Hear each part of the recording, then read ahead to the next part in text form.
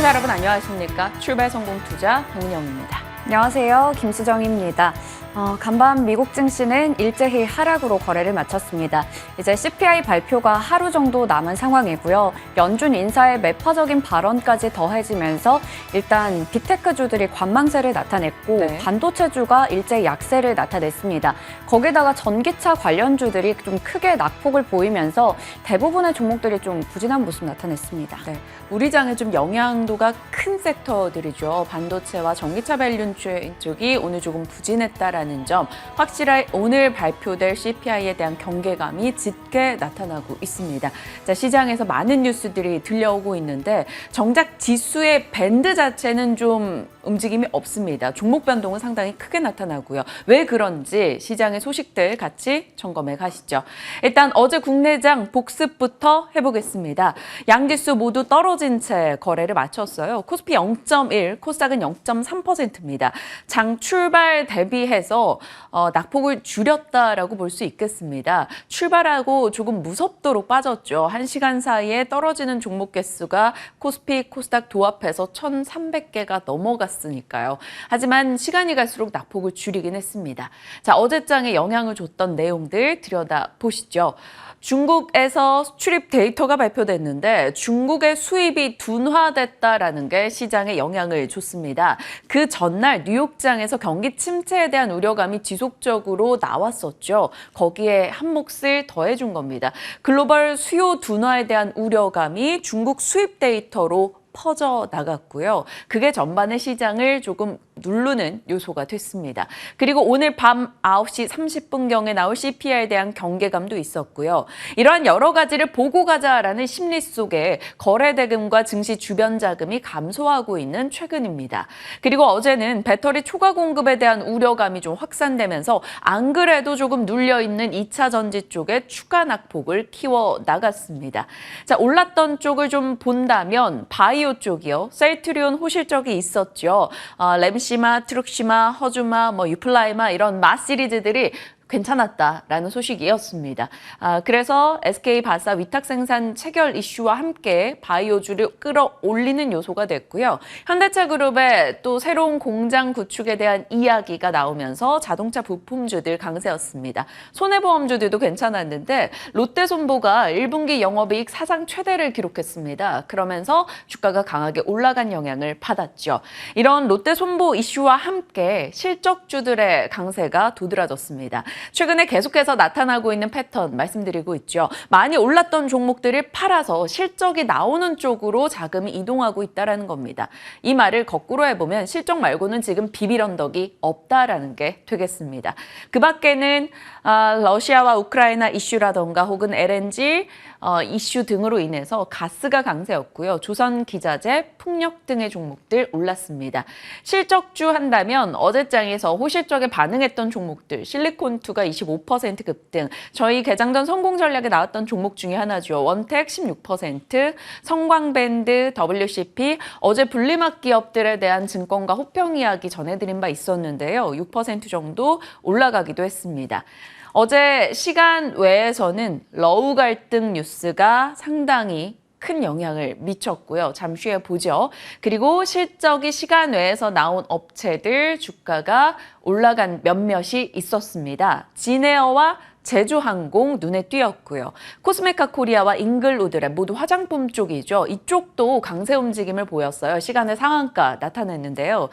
코스메카 코리아가 잉글우드랩의 모회사입니다. 그런데 최근 우리가 화장품 섹터에서 많이들 거론되는 게 LG나 아모레퍼시코 같은 대형 화장품들에 대한 브랜드 인지도가 떨어지고 있는데 오히려 중저가 브랜드 혹은 인디 브랜드에 대한 이 인지도가 해외에서 늘고 있다. 이런 얘기가 상당히 많았어요. 일본으로의 국내 화장품 수출도 보면 거의 다 인디 브랜드입니다. 미국 향도 마찬가지고요. 그런데 이 코스메카 코리아, 잉글우드랩 등은 미국 향 업체들의 OEM을 맡고 있습니다. 그러다 보니까 이런 인디 브랜드를 많이 고객사로 뒀다라는 점이 부각됐다라는 걸 확인할 수가 있습니다. 화장품주 실적 하나 열어보는데 정말 갖은 트렌드도 봐야 됩니다. 그래서 요즘에 실적 나오고 나면 참 어렵게 해석을 해야 된다라는 생각도 많이 드네요. 자, 시간 외를 장악했던 뉴스들은 이겁니다. 푸틴이 어제 전승절 연설에서 우리를 상대로 한 진짜 전쟁이 자행되고 있다라고 이야기했습니다. 그동안은 특수군사 훈련의 느낌으로 표현을 했다면 전쟁이라는 표현을 정말 명확하게 못을 박았죠. 이를 두고 전쟁이라는 것이 확고히 된다면 추가 동원령에 대한 이야기가 나올 것으로 전문가들은 분석하고 있습니다. 그래서 지정학적 갈등이 더 고조될 수 있다는 점이 지적됐고요. 러우 긴장감 고조로 인해서 에너지 안보에 영향을 받는 가스주들이 또 추가 강세를 나타냈고요. 사료, 곡물, 비료 쪽의 종목들 또다시 시간 외 강세 움직임을 보여줬습니다. 그리고 자포리자 원전이 좀 위험하다라는 이야기가 계속 나오네요. 핵 연료 누출 위기에 처해 있다라는 겁니다.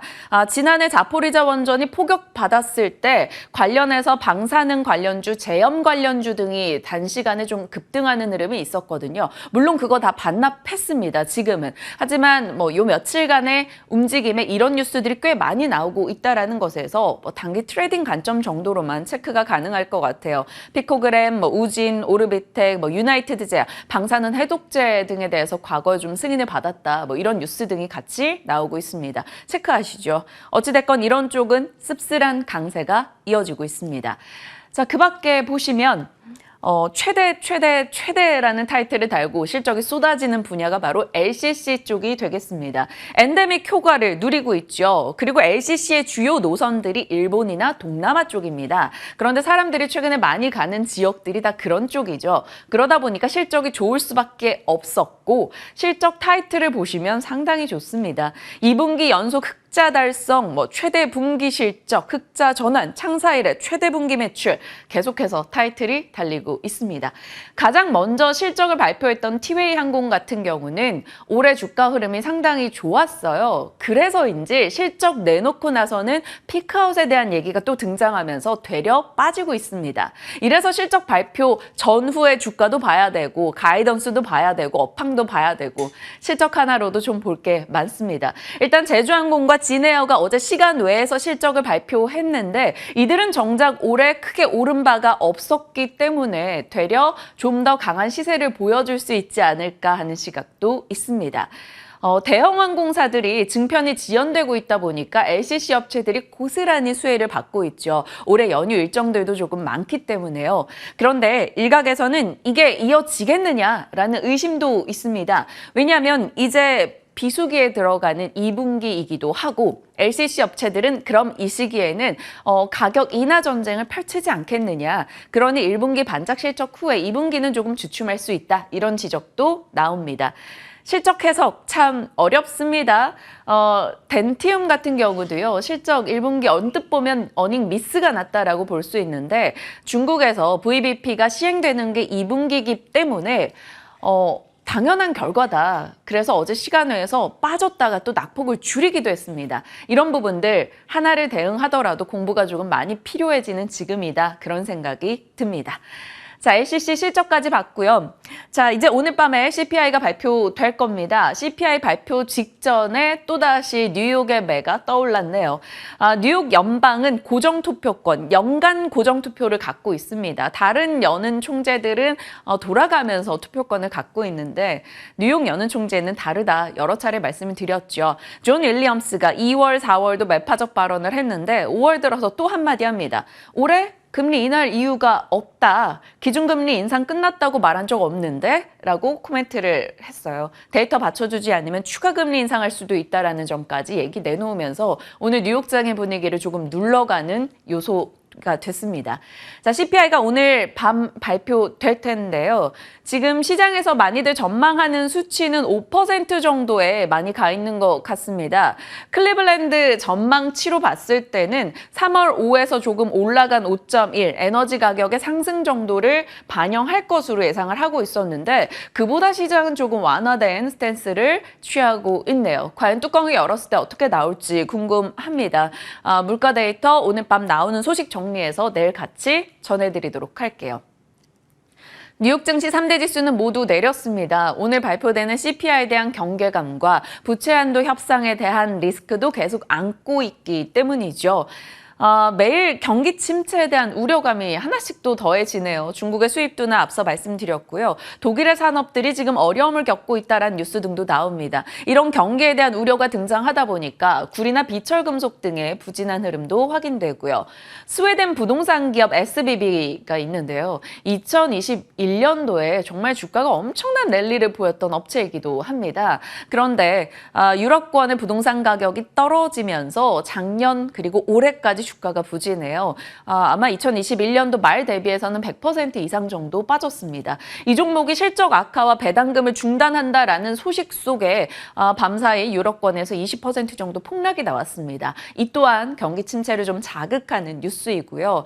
미국의 중소기업 신뢰지수도 10년 내 최저를 기록했다라는 소식도 들려왔네요. 여기에 제닛 옐런 재무장관이 지역은행 공매도 금지 방안 고려하지 않고 있다라고 얘기하며 지역은행주들의 변동도 야기했습니다. 여러 가지 이슈 속에 대다수가 조금 부진한 흐름을 보였던 오늘입니다. 보시다시피 뚜렷한 방향 없었고요. 빅테크도 그리고 반도체도 2차 전지 혹은 전기차 쪽도 오늘은 떨어지는 흐름이 나왔습니다. 그러다 보니까 뉴스나 이슈가 없고 경계감만 가득하다 보니 실적에 좀 많이 민감도가 올라갔습니다. 보실까요? 에어비앤비 시간외에서 10% 이상 급락하는 흐름이 나왔어요. 실적은 양호했는데 앞으로 가이던스에 대한 좀 매출 부진 예상을 꺼내놓은 영향이고요. 스카이웍스 애플 부품주 중에 하나죠. 일단 예상 하회 가이던스를 발표했습니다. 그러면서 애플 부품주 전반에 하락을 조금 야기했고요. 플러그 파워도 실적 부진으로 떨어졌네요. 팔란티어는 23% 급등했습니다. AI 플랫폼을 바탕으로 해서 강력한 수요를 확인했다라면 실적도 좋았고 가이던스도 긍정적으로 냈습니다. 그러면서 AI 관련주들의 상승을 조금 촉발시켰다라는 점 눈에 띄었고요.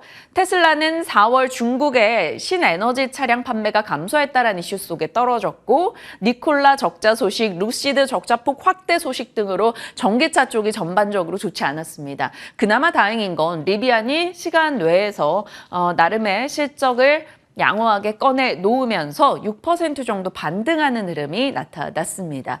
오늘 중국의 수요도나 우려감 이런 것들이 반도체도 같이 끌어내렸는데 이 부분이 우리 장에 어떻게 녹아들지 조금 지켜볼 필요가 있겠습니다. 자, 그 밖에 뉴스들 체크해보죠. 정부가 CF100 국제표준화에 시동을 걸었다라는 머니투데이 단독 뉴스가 있었습니다. CF100은 저희가 RE100 과 좀 차이가 있다라는 점을 확인해 봐야 되는데요. 이 RE100 같은 경우는 태양광, 풍력, 수력 쪽의 신재생 에너지로 에너지의 100%를 충당한다라는 건데 이 CF100 같은 경우는 거기에다 원전과 연료전지가 추가됩니다. 이 말은즉슨 원전과 수소 연료전지 쪽의 모멘텀을 더 기대할 수 있을까라는 것을 하나 가져올 수 있겠죠. 다만 최근에 원전 쪽 분위기도 좀 그렇게 좋았던 건 아니었기 때문에 지켜봐야겠습니다만 자포리자 원전 이슈라던가 또 이 뉴스로 인해서 오늘 원전 일부 종목들은 탄력을 받을 가능성 있겠습니다. 주택담보대출 금리가 떨어지고 있습니다. 5개월 연속해서요. 그렇다면 가계 자금 조달 비용이 낮아지다 보니까 부동산 거래에 대한 기대감이 일부 등장하네요. 그래서 한두 곳에서 건설업에 대한 비중 확대 의견을 내놓고 있는데 이런 부분도 그냥 체크하면서 살피시죠. 자, 그 밖에 또 다른 추가된 뉴스가요. 어제 로봇에 대해서 좀 자세히 전해드렸었죠. 로봇도 일정의 아이콘이다 하며 첨단 로봇 산업 전략 1.0 이 일정을 기다리고 있다라고 말씀을 드렸죠. 정부가 상반기 중에 내놓겠다라고 했는데 어제 나온 산업부 보고 자료를 보면 조만간 발표하겠다라고 해서 조금 더 앞당겨지는 느낌이 들고 있습니다. 그래서 어제도 로봇주가 그래도 시장 대비는 조금 선전했어요. 물론 후반에 상승폭을 반납했습니다만 오늘도 또 관심권역이 들어올지 지켜보시길 바랍니다. 자, 그리고 일정입니다. 어제 위메이드나 크래프톤 등의 게임사들 실적 나왔죠. 이번 주 계속해서 게임사들 실적 이어질 겁니다. 크래프톤의 매출이 괜찮았습니다. 영업이익으로 보면 조금 실망스러울 수 있습니다만 어찌됐건 게임주에 대해서 희비가 조금 엇갈리고 크래프톤과 넥슨에 대해서는 기대감이 조금 나오고 있다는 점을 말씀드렸는데요. 체크하시길 바라겠고요. 이 부채 한도 이야기가 어떻게 전해지는지도 우리는 기다릴 겁니다. 그리고 오늘 카지노 관련주들 실적 나오고요. LNF 실적 발표 앞두고 있습니다. 구글의 폴더블 폰 픽셀 폴드에 대한 이야기도 나오고 있으니까요. 같이 점검하시면서 오늘 장 염두에 두고 대응하시길 바랄게요. 자, 이제 시장 속 좀 더 자세히 볼 섹터 뉴스들 한번 찾아볼까요? 네, 어제 강했던 게 조선이었습니다. 조선주 그리고 조선기자재까지 모두 다 강한 시세를 냈는데요. 그래서 어제를 조선의 날이다 이렇게 한번 붙여보려고 합니다. 조선주들 먼저 시세부터 체크해 보도록 하겠습니다. 네, 어제 조선주들 일제히 강했는데 특히 HD 한국조선해양이 가장 강한 흐름을 나타냈었습니다. 작년 9월 이후로 최고치를 기록했다, 최고 상승폭을 기록했다라고 하는데요. 지금부터 시세를 좀 보도록 할게요. HD 한국조선해양이 5%가량 올랐고요. 대우조선해양 4% 이상, HD 현대중공업 등등의 나머지 대표주까지 강한 하루였습니다. 그런데 최근에 조선주들에 대해서 전망을 본다면 그닥 별로 글쎄 이렇게 좀 좋지 못한 전망들이 나오고 있는데요.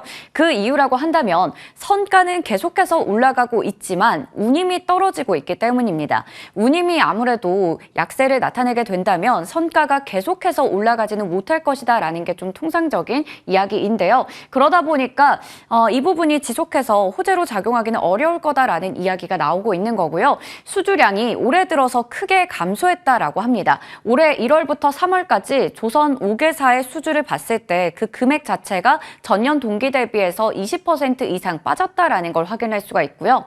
또 무엇보다 한국의 조선 쪽의 수주가 3월에 이어서 4월에도 중국 쪽에 밀렸다라는 소식이 전해졌습니다. 2달 연속으로 글로벌 점유율 2위를 기록하고 있는 건데요. 지금 보시는 것처럼 한국 쪽에서는 13척, 20%가량의 점유율을 기록하고 있습니다. 반면에 중국은 62척으로 76%의 높은 점유율을 나타내고 있는데요. 하지만 이 부분은 또 속을 들여다본다면 우리나라 조선업계가 작년 말부터 이제는 고가 선별 수주를 하겠다라고 했기 때문에 그 부분에서 밀렸다라고 볼 수가 있겠습니다.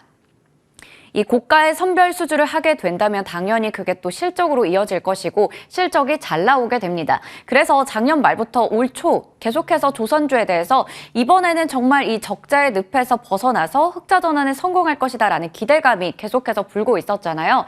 그래서 이 삼성중공업과 HD 현대중공업의 실적을 본다면 1분기 영업이익이 흑자로 돌아선 것을 확인할 수 있었습니다. 5년 6개월 만에 분기로 흑자 전환에 성공했고요. 삼성중공업은 8년 만에 흑자를 기대할 수 있는 상황이 됐습니다. 그리고 HD 현대중공업도 역시 1분기 영업이익이 흑자 전환에 성공했습니다. 국내 조선 빅3 중에서 이제 HD 한국조선해양과 그리고 대우조선해양이 남았는데요. 2분기에 흑자 전환 성공할 것이다라는 예상이 나오고 있고요. 특히 대우조선해양 같은 경우 한화그룹으로의 인수가 확정이 됐기 때문에 중장기적으로 봤을 때도 재무구조의 개선이 있을 것이다, 수익성이 더 좋아질 것이다라는 기대감이 나타나고 있습니다. 네, 이렇게 실적이 잘 나오는 배경은 바로 대규모 수주에 있습니다. 수주를 계속해서 쌓아가고 있는 상황인데요. 한국의 조선업체 빅3들의 수주 현황을 본다면 2022년 말에 이미 매출액 대비해서 수주 잔고가 약 4년치에 달한다라고 합니다. 그래프 보시면 되겠고요. 특히 이런 대규모 수주가 나타날 수 있는 그 배경은 총 3가지 정도가 될 것 같습니다. 코로나 상황 속에서 물류 대란 때문에 해운의 운임이 급등했고요. 그런 상황에서 컨테이너선의 발주도 함께 늘어났습니다. 그리고 전쟁이 나타나면서 이 고부가 가치 LNG 운반선의 수요가 늘어났습니다. 그런 가운데 삼성중공업이 대표적으로 2021년부터 2022년까지 수주한 LNG 운반선이 총 58척이었고요. 그 부분은 또 122억 달러인데 같은 기간 동안 총 수주액의 절반 이상을 차지하는 정도라고 합니다. 특히 이 LNG 운반선이 고부가 같이 돈이 잘 되는 쪽이기 때문에 삼성중공업이 정말 8년 만에 영업이익이 흑자로 돌아설 것이다라는 기대감도 나오고 있는 겁니다. 다음으로 조선업의 화랑 속에서 선박 가격이 계속해서 높게 유지되고 있다, 선가가 계속 올라가고 있다라는 부분도 긍정적으로 해석할 수가 있겠습니다. 네, 증권사에서는 이런 상황에서 국내 조선사에 대해서 장밋빛 전망을 내놓고 있습니다. 오랜 불황의 늪에서 이제 탈출이 가능할 것이다라는 이야기를 계속하고 있는 건데요. 신영증권에서는 기자재 업체들의 실적이 좀 잘 나왔는데 이 부분은 이 조선 업체 실적의 선제적인 반영이라서 조선주로 온기가 퍼져나갈 가능성이 높다라고 얘기를 했습니다. 교보증권에서는 올해부터 작년에 수주했던 고선가 물량들의 이 매출액이 본격적으로 반영이 될 것이다라는 부분을 얘기를 했고요. 그렇게 된다면 예정돼 있던 원가 매출을 상회하는 그런 실적을 기대해 볼 수 있다라는 부분 얘기했습니다. 조선 업종에 대해서 비중 확대를 유지했고요. 그리고 HD 한국조선해양에 대해서는 목표 주가를 12만 5천 원으로 상향 조정했습니다. 특히 현대산업중공업을 필두로 해서 여러 자회사들의 실적 추정치가 높아지고 있기 때문에 그 부분을 바탕으로 해서 실적이 잘 나올 것이다라는 기대감을 제시하고 있었습니다. 다올투자증권에서도 LNG 운반선의 수주뿐만 아니라 컨테이너선이라던가 LPG 운반선 같은 경우에도 시장의 기대치보다 수주가 잘 되고 있다라는 점을 들어서 삼성중공업 그리고 HD 현대중공업을 유망주로 제시하고 있었고요. 마지막으로 신한투자증권에서는 조선업의 흑자 시대가 활짝 열린 만큼 비중 확대 의견을 유지하고 있었습니다. 이렇게 증권가에서 긍정적인 얘기들을 내놓고 있는 가운데 어제 조선주, 기자재주에게 또 힘이 됐던 건 바로 성광밴드의 호실적이 되겠습니다. 기자재 쪽에서 실적을 먼저 이렇게 내놨는데요. 영업이익이 컨센서스 대비해서 70% 높게 나왔고요. 어닝 서프라이즈를 기록했습니다. 작년 분기에 평균 수주도 693억 원을 달성하면서 실적이 잘 나온 건데요. 잘 나온 이유가 이렇게 한 5가지 정도 됩니다. 매출 증가에 고정비 효과도 있었고 우호적인 환율 환경이라던가 해산 운임이 좀 떨어지면서 안정화됐다라는 등의 여러 가지 부분이 되겠습니다. 특히 영업이익이 전년 동기 대비해서 384%나 늘어나는 어닝 서프라이즈를 기록했고요. 지금 국내에서 이 조선 쪽에 피팅을 공급하는 쪽은 성광밴드와 태광이 될 텐데 아직 태광은 실적을 발표하지 않았지만 성광밴드가 잘 나왔기 때문에 함께 또 기대감을 받아갈 수가 있겠죠. 다올투자증권에서는 향후에도 성광밴드에 대해서 매출액이 잘 나올 것이다라는 이야기하면서 목표 주가를 24,000원으로 제시했고요. 현대차증권에서도 지금 밸류에이션은 절대적인 저평가다라면서 투자 의견을 목표 주가를 22,000원으로 유지하는 모습 나타냈습니다. 네. 이런 가운데 기자재 관련주 피팅 밸브 다 같이 올라갔습니다. 1승도 16% 가까이 올랐고요. 화인베스틸, 케이프 등등의 여러 종목들이 다 같이 올라가는 하루였습니다. 반면에 태광이 1% 정도, 하이로코리아 2% 이상 좀 빠졌는데요. 이 부분은 좀 같이 선별적으로 체크해 볼 필요가 있을 것 같습니다. 네, 그리고 조선주를 보다 보면 지표 2가지가 좀 크게 중요한데요. 신조선가의 상승세는 계속해서 지속이 되고 있다라는 부분 짚어드렸죠. 지금 그래프 보시는 것처럼 5월 5일에도 168포인트 정도로 계속 최고가 부근을 기록하고 있습니다. 그리고 후판 가격이 올라간다면 이 부분은 조선업계에게 좀 부담이 될 텐데 일단 교보증권의 리포트를 본다면 후판 가격은 동결될 것이다라는 전망이 나오고 있습니다. 그래서 관련해서 조선업체들에게는 이 부분들이 또 하나의 호재가 될 수 있기 때문에 지속적으로 체크해 볼 필요가 있겠습니다. 올 초부터 계속해서 얘기 드렸던 게 바로 이 선별 전략인데요. 수익성이 높은 고가 선박 위주로 양보다는 질을 택하겠다라는 게 이번 조선 업계의 하나의 플랜이었습니다. 달라진 K조선 실적 발표를 앞두고 전략과 함께 탑픽 종목들 어떤 거 볼 수 있을지 이야기 나눠보겠습니다. 조선사에 대해서 사실 조선 쪽에 대한 브리핑을 수정 앵커가 지속적으로 해주고 있었는데요. 조선과 기자재 쪽의 실적이 꽤 좋아질 것이라는 기대감, 또 일부는 좋게 나오고 있다는 점을 확인받고 있습니다. 이에 대한 전략 잠시 후에 챙겨볼 거고요. 시장의 수급 주도권이 개인들이 이끌어갈 땐 2차 전지 쪽이 강했다가요. 그쪽에서 자금이 빠지면서 외국인 수급 주도로 좀 옮겨가고 있는 최근입니다. 외국인들이 사고 있는 쪽, 실적이 나오는 쪽 관심도가 증가하고 있는데요. 어제 자동차도 그 맥락의 흐름이 있었습니다. 확인해 보시죠. 어제 이 시간에 자동차와 부품사에 대한 전략을 같이 고민해봤던 바가 있었습니다. 나이스 타이밍이었죠. 나름 삼성증권의 보고서가 꽤 좋은 타이밍에 계속적으로 나오고 있다라는 생각이 듭니다. 4월 20일 방송했던 이 내용과 그리고 어제 나왔던 삼성증권의 보고서가 상당히 긍정적으로 시장에 작용을 했었죠. 어제 장에서 현대차 그룹 기업과 부품사들의 주가 움직임이 꽤 강했습니다. 현대차, 기아, 현대위아, 현대모비스 다 시장 대비 선전하는 흐름이 있었고요. 에코캡, 세종공업, 현대공업 등의 종목들 장중에 하락에서 빠르게 상승으로 되돌리며 거래를 마쳤다라는 점, 분명히 어떠한 뉴스가 있었겠죠. 어제 하루 종일 많이들 체크하셨을 것 같아서 간략하게 가겠습니다.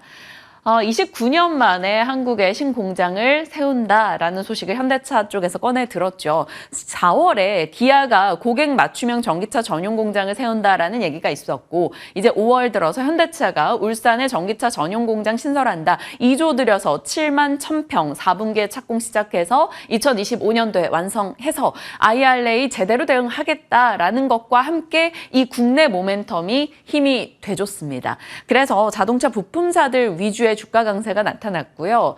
어제 시장에서 좀 많이 거론이 됐던 게 이겁니다. 울산 쪽에 이걸 짓다 보니까 울산 근처에 본사를 둔 현대차 그룹의 협력사가 어디야? 라고 시장에서는 빠르게 참가자들이 찾기 시작했고요. 구형테크, 현대공업 등의 종목들이 하락에서 상승으로 전환하며 거래를 마친 이유가 되겠습니다. 참고용으로 확인하시고요.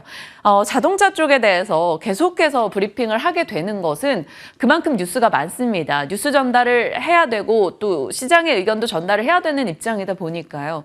우호적인 뉴스가 계속 나오네요. 국내 제조업 공급이 감소하는데 자동차는 역대 최대다. 뭐 새롭진 않습니다. 그리고 현대차가 인도네시아 전기차 시장에서 판매 1위를 1분기에 기록했다라는 소식도 있습니다. 이것은 나름 좀 의미를 찾아볼 수가 있을 것 같아요. 최근에 현대차 판매 데이터, 현대차 실적 내용 들여다봤을 때 인도에서 잘 팔리고 있대.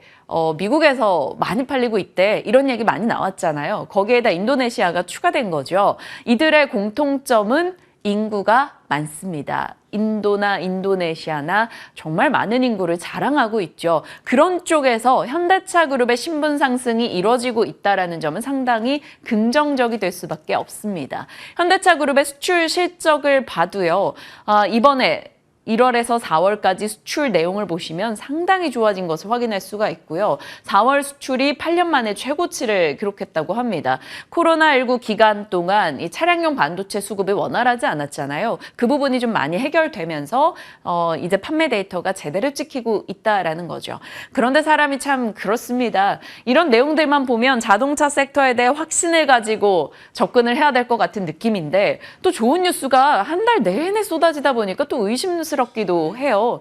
정말 경쟁력이 있나? 그런데 왜 우리는 체감을 못하지? 우리는 너무 익숙해서 현대차, 기아에 대해서 좀 저평가를 주고 있는 건가? 라는 브랜드적인 측면에서 고민도 하게 됩니다. 그래서 어제 유창희 대표께서 상당히 긍정적인 답변을 자동차에 주고 가셨고 말씀하셨던 종목들이 어제만으로 봐도 시세가 상당히 좋았거든요. 오늘 한 번 더 돌다리 두드리는 심정으로 김민진 차장님께 전략을 넘겨보도록 하겠습니다. 자, 그리고 자동차 관련한 혹은 친환경 관련한 소식들이 계속 나오는데요. 정부가 족특법 시행령과 시행규칙 개정안을 9일과 15일에 각각 입법 예고하겠다라고 소식을 어제 내놨습니다. 그 내용을 조금 들여다봤을 때요. 이 족특법 시행령 규칙 범위가 모두 확대됐습니다. 새 혜택 비율도 올리고요. 관련한 국가전략 기술이나 시설, 투자세 공제 범위도 올려잡는다라는 내용이 들어가 있었습니다.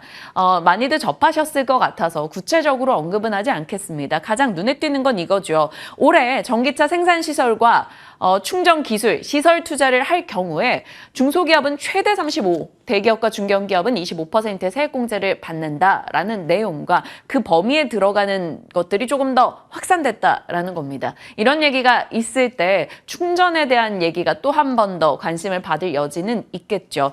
우리가 전기차를 사려고 할 때 많이 고민하는 게 주행거리, 가격이나 차종 라인업, 혹은 충전 시간, 혹은 충전 인프라 등등을 고민하다가 살까 말까를 결정하죠. 그런데 나머지 부분들이 많이 이제는 시장은 고민을 줄여주고 있는데 충전 시설에 대해서는 여전히 고민스럽다라는 겁니다. 그런데 기아도 충전 시설 부족해라고 외쳤고 그 당시에 대통령은 고려하겠다라고 얘기를 했기 때문에 충전에 대한 모멘텀도 최근에 조금 생겨나고 있죠. 충전 관련주들은 이 정도 되겠고요. 어제 시간 외에서 일부 종목들 꽤 올라가기도 했습니다. 다만 충전주들은 언제나 그랬듯 시세가 강한 연속성을 띠진 못합니다. 아직까지는요. 조금 더 정책적 모멘텀 혹은 투자적인 이야기가 있어야 되기 때문에 단기적 관점에서 어떻게 봐야 될지도 시간 허락한다면 전략 챙겨보겠습니다. 자, 여러 이슈들 정리를 해봤고요. 그리고 저희가 이야기 나누고 있는 사이에 속보가 들려왔네요. 배런스 측에서 오늘 부채 한도 협상 회동이 있었는데 특별한 성과 없이 마무리가 됐다라는 소식이 들려옵니다. 뭐 한 번에 결정 날 것이라고 보진 않았습니다만 들려온 소식이 있으니 같이 점검하겠습니다. 자, 지금부터 이야기 나눠가시죠.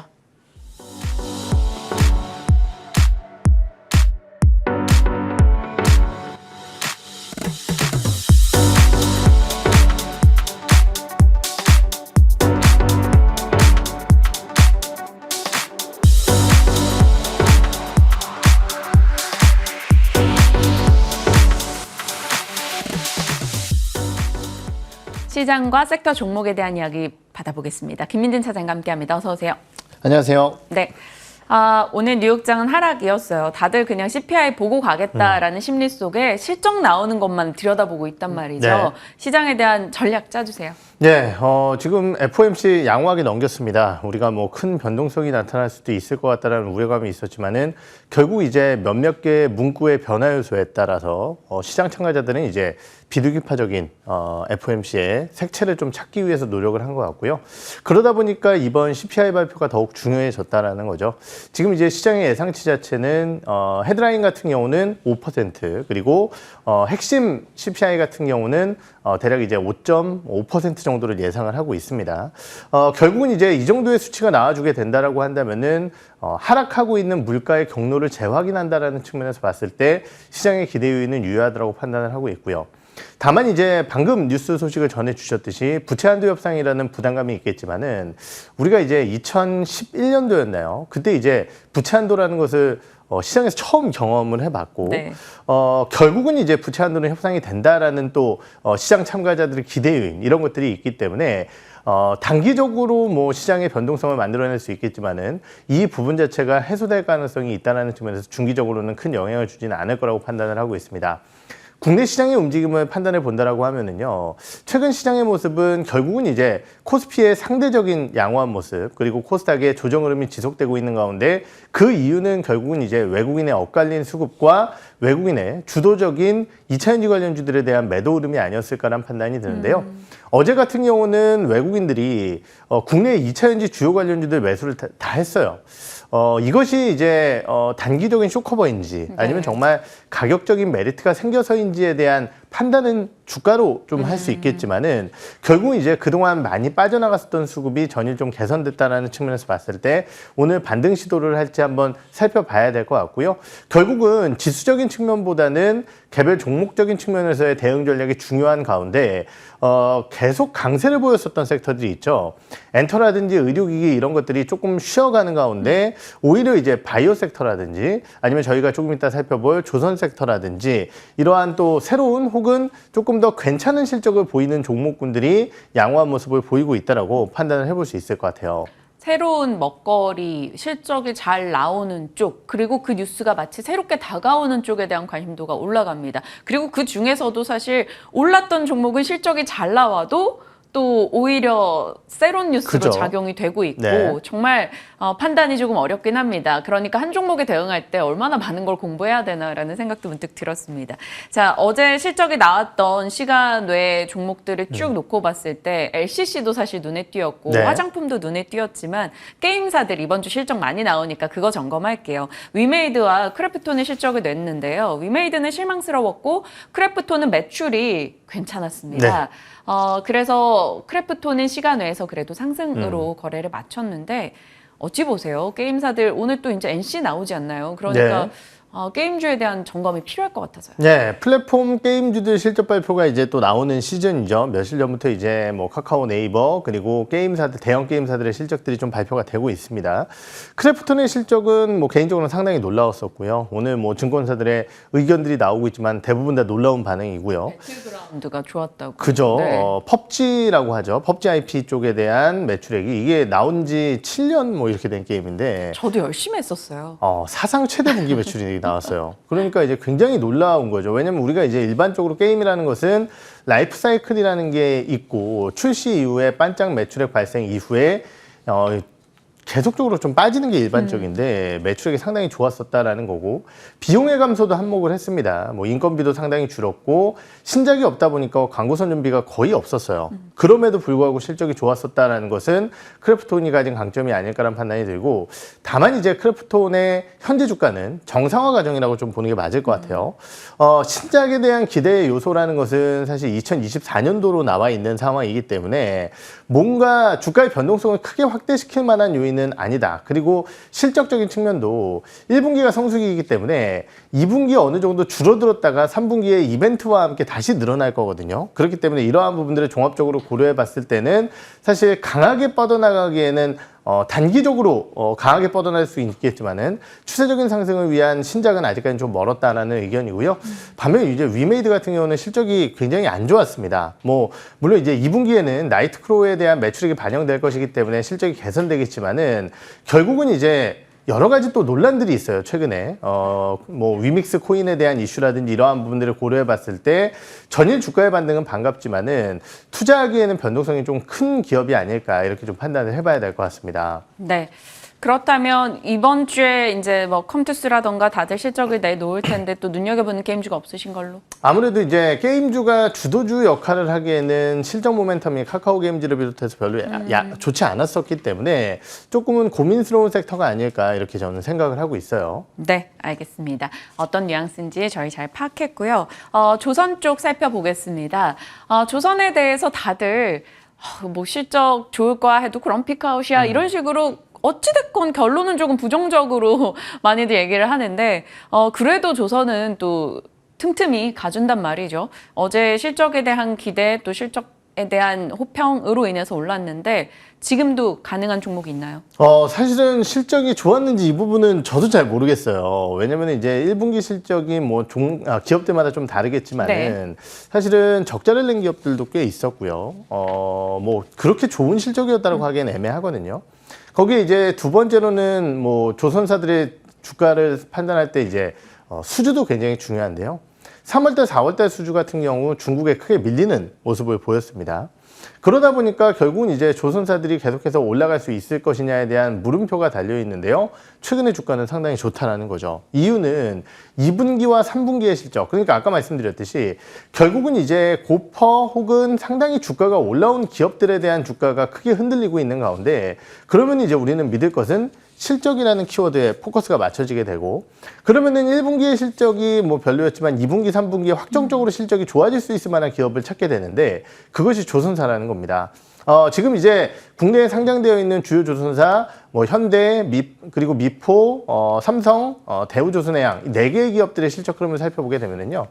2분기, 3분기에 모두 다 실적이 굉장히 좋아지고요. 물론 이제 미포조선 같은 경우는 2분기에 적자 컨센서스가 나오고 있지만은 실적이 상당히 좋아질 것으로 예상되어지고 있고요. 거기에 더해서 최근에 주가에 방점을 찍은 또 하나의 요인 중에 하나는 기자재 업체의 실적이 호조를 보였다라는 네. 거예요. 성광밴드. 그런데 기자재 업체들 같은 경우는 실적이 좋을 때 조선사들의 실적도 후행적으로 따라오는 경우가 많았습니다. 그렇기 때문에 이러한 부분들을 종합적으로 고려해 본다라고 한다면 조선사들의 기대감은 유효한데 다만 여기서 한 단계 더 레벨업 되기 위해서는 아까 말씀드렸죠. 3월달, 4월달 수주 부진했다. 결국은 신규 수주에 대한 부분들을 좀 확정적으로 보여줘야 될 것 같고 최근에 이제 대형 LNG, 기존에 만들었던 것보다 더 큰 LNG선의 발주가 나오고 있다는 점은 국내 조선사들에게 긍정적인 요인이기 때문에 이런 쪽에서 좀 수주 소식을 빵빵 터트려줘야 주가가 더 갈 수 있다. 이렇게 좀 말씀을 드리고 싶어요. 의심의 섹터 대표 주자인 것 같아요. 좀 더 추가적인 데이터 등을 확보해서 확신의 섹터로 좀 바뀌어주길 바랍니다. 어찌됐건 반등은 반가웠으나 조금 더 지켜볼 여지가 있다라고 정리하겠습니다. 자동차 쪽이요. 뉴스만 보면 확신의 섹터입니다. 하지만 저희는 또 언제나 그렇잖아요. 마음 한켠에 불안. 이렇게까지 좋은 뉴스만 나온다고? 라는 걸 고민하게 되는데 네. 현대차, 기아 뉴스들 그리고 데이터들 보면 당장 지금도 사야 될 것 같은 마음이 동한단 말이죠. 네. 공감하십니까? 완성차 업체들 대비해서 부품주도 훨씬 더 좋은 모습을 네. 보이고 있고 일전에 한번 나와서 이제 부품사들의 실적이 작년도 한 3, 4분기 쪽부터 개선되면서 완성차 업체들 대비해서 실적이 후행했기 때문에 사실은 괜찮을 것 같다라는 말씀을 좀 드렸었던 것 같은데요. 다만 이제 조심스러운 부분은 주가의 변동성이 너무 커졌다라는 거예요. 그러면 자동차 업종군들 부품사들이 왜 이렇게 좋을까를 한번 생각을 해보게 되면은 첫째 잘 팔리는 것도 있습니다. 두 번째는 이제 대규모 투자에 대한 이슈도 있지만은 사실 투자 때문에 어제 급등했었던 뭐 에코캡이나 아니면은 이제 SP 시스템스 같은 경우는 시간으로 하락을 했거든요. 그렇기 때문에 결국 이제 부품사들이 좋다라는 부분 쪽에 포커스를 맞춰야 될 것 같고요. 결국은 이제 이 부품사들의 주가 상승의 이면에는 완성차 업체의 굉장한 실적과 이에 따른 CR이라고 하는 부품 단가 인하에 대한 우려가 좀 적어졌다라는 점. 그리고 부품사들 같은 경우는 거의 10여 년 동안 주가가 별로였습니다. 그러다 보니까 시가총액이 굉장히 쪼그라들어 있어요. 최근에 급등했었던 성우하이텍이나 화신 같은 경우도 시가총액이 7천억, 6천억 내외입니다. 그렇기 때문에 이러한 가격적인 부담이 적은 상황 속에서 주가의 변동성이 좀 확대됐다는 거고 주요 내용을 살펴보게 된다라고 한다면 기대 요인은 더 끌고 갈 수 있겠지만은 아까 말씀드렸듯이 변동성이 좀 커져 있기 때문에 이러한 변동성을 좀 수용하실 수 있는 분들이 아니라고 한다면은 현 상황에서는 좀 진입이 만만치는 않을 수도 있다. 이렇게 좀 판단을 하고 있습니다. 현대차, 기아는요? 현대차 기아요. 현대차 기아 좋죠. 그런데 지금 현대차 기아와 부품사들을 좀 따져보게 된다라고 한다면 저는 아직까지는 부품사가 아직은 우위라고 좀 생각을 하고 있고요. 이유는 아무래도 이제 결국은 뭐 변동성이라든지 상승 여력 이러한 부분들 쪽에서 부품사들이 조금 더 있지 않을까 이렇게 생각을 하고 있습니다. 네. 자, 그럼 이제 차장님의 픽으로 가보겠습니다. 오늘 종목은 가온칩스이네요. 네. 디자인하우스 대표적인 종목이잖아요. 예, 우선 반도체 이제 솔루션 관련된 기업 쪽을 제가 한번 들고 나왔고 어제 이제 소부장 관련주들이 너무 주가가 안 좋았었죠. 원익 IPS의 적자를 필두로 해서 거기에 이제 뭐 일본과의 전반적인 공급망 안정화 이러한 부분들이 국내 소부장 업체들에게 부담으로 좀 작용을 한 게 아닌가라는 판단이 듭니다. 네. 하지만은 삼성전자의 주요 전략적인 부분들을 살펴보게 된다라고 한다면은 결국은 파운드리와 파운드리 고객사 간에 연결을 해줄 수 있는 가온칩스의 영향력은 커질 수밖에 없다라는 부분 쪽을 좀 해석을 해봐야 될 것 같고요.